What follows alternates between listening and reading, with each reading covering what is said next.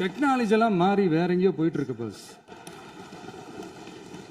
இதுல கொஞ்சம் டெக்னிக்காச்சும் கொஞ்சம் மாத்தினா கொஞ்சம் நல்லா இருக்கும். அதனால மக்களுக்கு யூஸ்ஃபுல்லா இருக்கிற மாதிரி இந்த ஆக்கப்பூர்வமான கருத்துக்களோ ஆக்கப்பூர்வமான யோசனைகளோ இருந்தா சொல்லுங்க. அதை நாங்கள் டெஃபரெண்டாக எடுத்துக்கிறோம். ஆனால் அதை விட்டுட்டு இந்த நக்கல் நையாண்டி சம்பந்தம் இல்லாத பேச்சு இதெல்லாம் பேசிட்டு அப்புறம் முதல்வர் பதில் சொல்லல, முதல்வருக்கு பதில் சொல்ல தெரியல அப்படின்னா அப்புறம் என்ன சோஃபா மாடல் ஆட்சியா?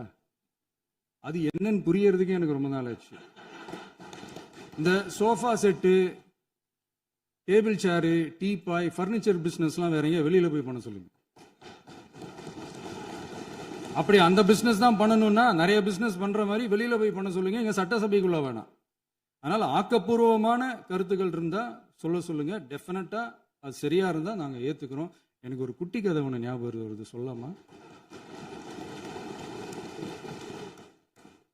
ஒரு ஊர்ல ஒரு பெரியவர் வெயில் ரொம்ப ஜாஸ்தியா இருக்குன்னு சொல்லிட்டு கண்ணுக்கு மேல கை வச்சுக்கிட்டு இப்படி சுத்தி முத்தி தேடிக்கிட்டு இருந்தாராம்.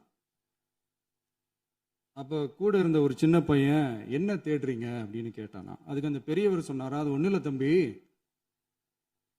உங்க அப்பா இங்கதான் இருப்பாருன்னு சொன்னாங்க, அதான் தேடிக்கிட்டு இருக்கேன். எங்க உங்க அப்பாவையா காணோம்?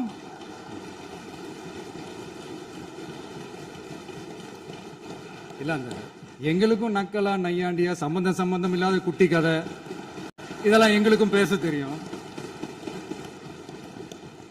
அந்த கதையில பெரியவர் அப்படி சொன்னா தப்பா எடுத்துக்காதீங்க. அந்த கதையில பெரியவர் அப்படி கேட்டாரா.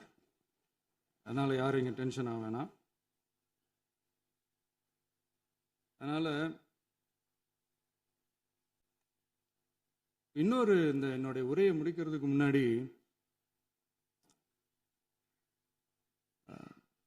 போயிட்டாங்க, பேசலாமா?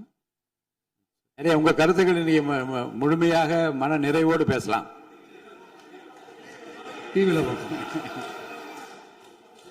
சரி, அதான் 5 நிமிஷம் பேசுனதுக்கே கொலத்தூரி இந்த ஆட்டம் ஆயிடுச்சு. பேசுனா அப்புறம் என்ன பண்றது?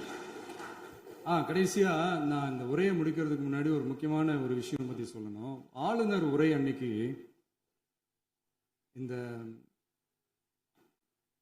தமிழ் தாய் வாழ்த்துக்கு அப்புறம் தேசிய கீதம் பாடினது தப்பு, தேசிய கீதம் 2 முறை பாடினது தப்பு,